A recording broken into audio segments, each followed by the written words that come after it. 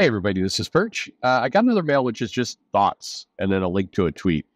I please, give me a little bit more than that. Just comment on this tweet. It's fine. I like this particular question this one brings up because I think there's some interesting aspects to it. But it's just a tiny bit more effort would be appreciated.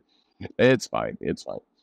So this tweet that got linked to that we're going to talk about is from Rambi, and it's regarding canon. And here's an area where I think there's like 90% of the entire topic is actually very straightforward, and then 10% still the nuance and complexity and personal opinion and everything else. So let's get into it. Rambi writes, as a general note, no matter how many times I'm asked, I never answer questions trying to ask me to define what is canon. Because the joy of mythology is that it is rife with contradictions and often vague by design. It is all true, and none of it is accurate. And then he does a little sideways emoji art.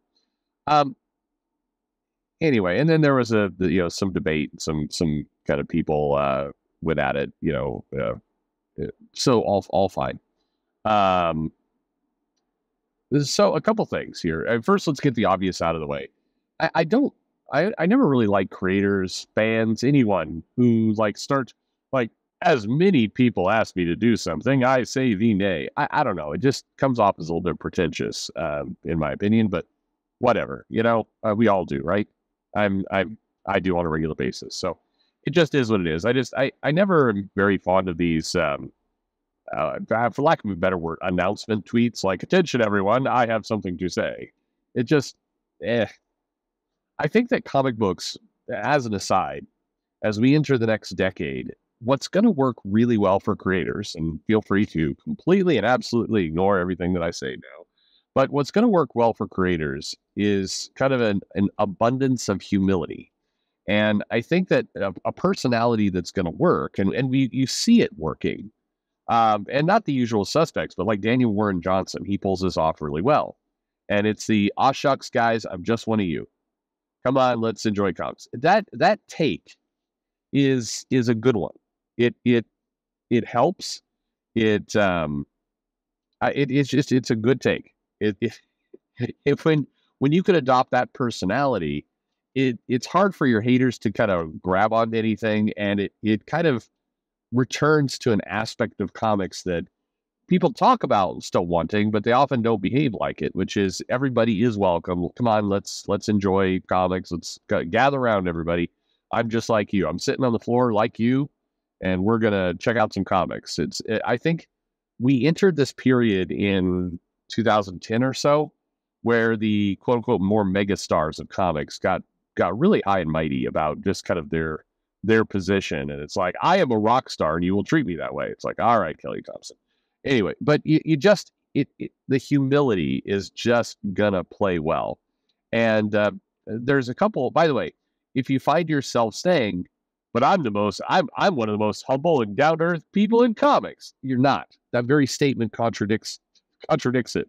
So anyway, some food for thought. In terms of canon, look, I think that, creators do need to be able to tell their stories.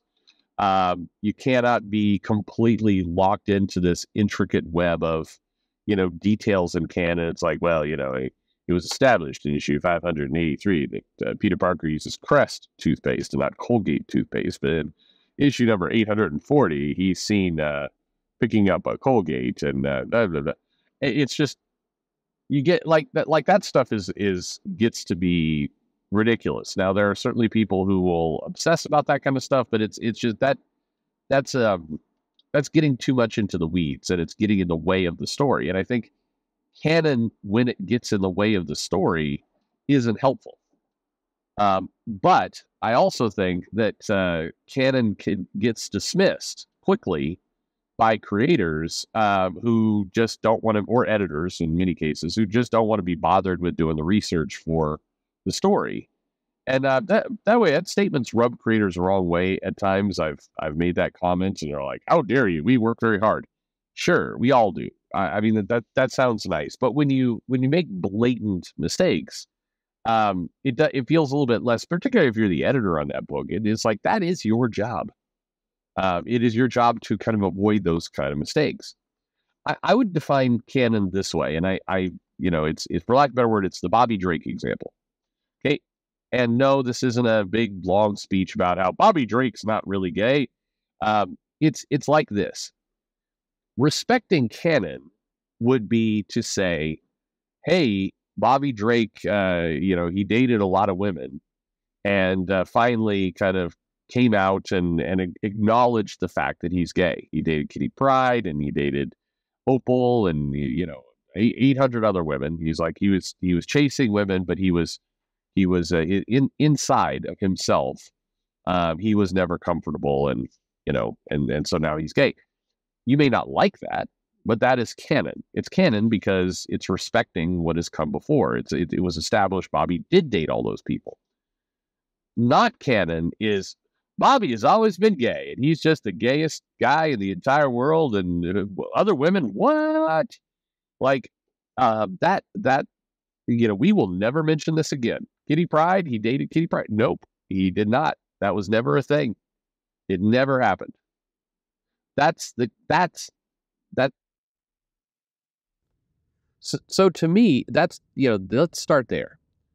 It's, are you acknowledging the past exists, or are you blatantly pretending it doesn't? To me, that's the easiest and simple form of canon.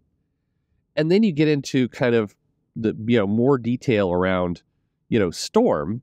It has been established that part of her personality, part of the character's personality, is that she is claustrophobic. Okay. You don't have to have every single story have her go, oh shit, I hope we're not getting into a tight space for this mission. You don't need to do that.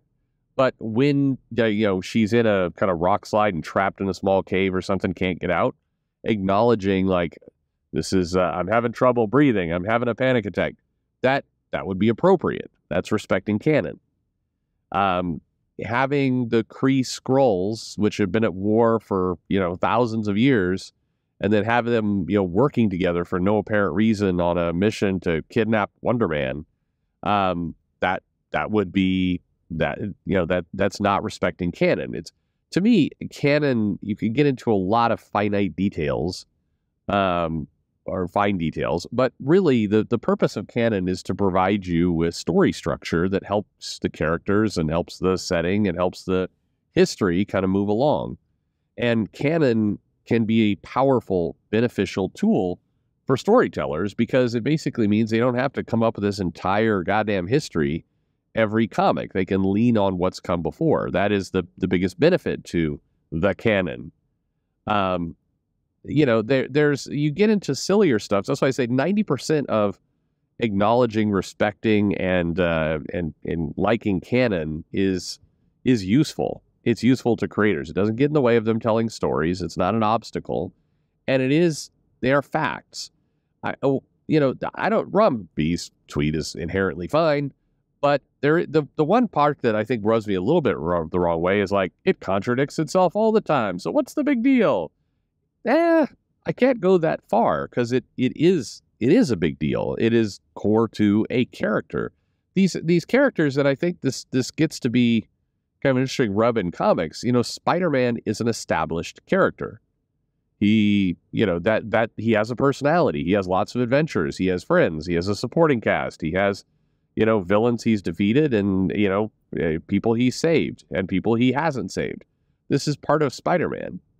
And if you become a writer on Spider-Man, you're like, I don't like the fact that he has friends. I want him to actually be an isolated loner. And I don't like that. I don't like this Aunt May thing. So I'm going to say that all his family is dead. And I'm not going to acknowledge it.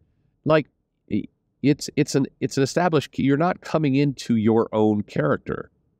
And that's the thing that I think a lot of people don't get. They want the benefit that the character and the platform and the money and the attention provides.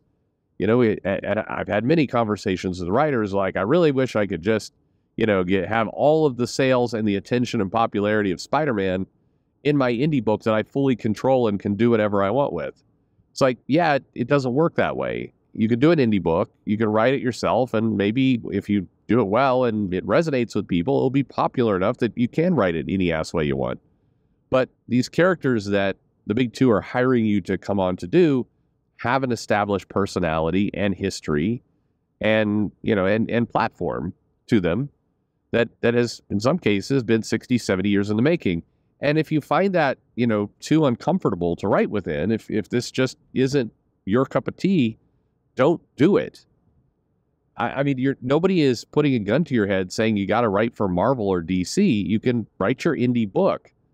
But to simultaneously say, no, I want the attention and the fame and the popularity of writing for, and by the way, I'm not accusing Ram B of this.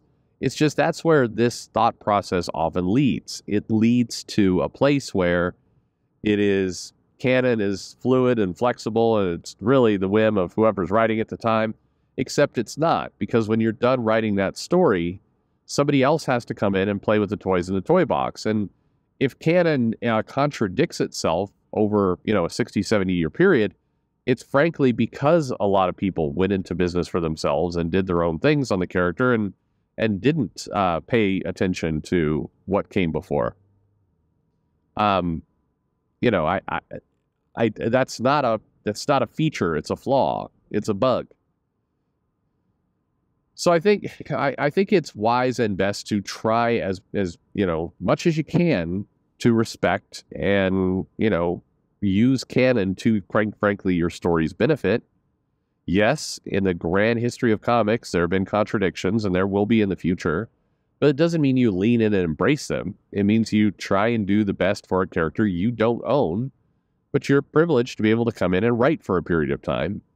And at some point, you will go away, and then somebody else will have to come in and take the toys out of the toy box and play with them and write their story.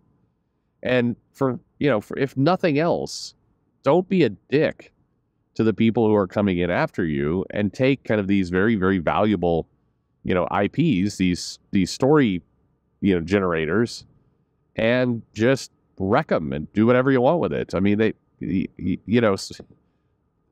fact that you're able to come in and write a Spider-Man story is because there has been so much care of the canon and the lore and all those things to make that character popular. That's the benefit of canon. Dismissing it or wiping it away, again, it's like, do you want to work in a comic space where every comic is getting indie comic sales, where 10,000 copies sold is a great comic? Is that what people want?